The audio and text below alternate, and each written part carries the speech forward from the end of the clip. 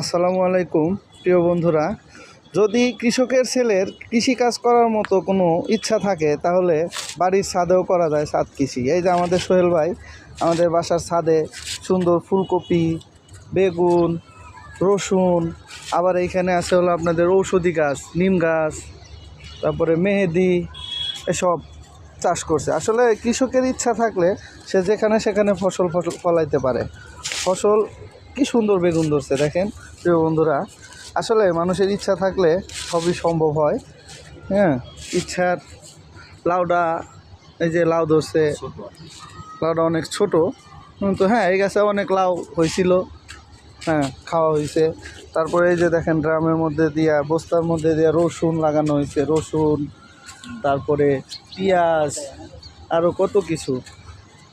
আসলে ভাই কৃষকের ছেলে তো, কৃষকের ছেলের মানে শহরে থাকলেও সেই কৃষি মনোভাবটা এখনও যায় নাই। সেই ইসের থেকেই এখানে আমাদের সোহেল ভাই ছাদ কৃষি করছে। গাইস, আপনারা সবাই সোহেল ভাইকে সাপোর্ট করবেন। আশা করি সবাই পেজটা ফলো দিবেন, লাইক কমেন্ট শেয়ার করবেন।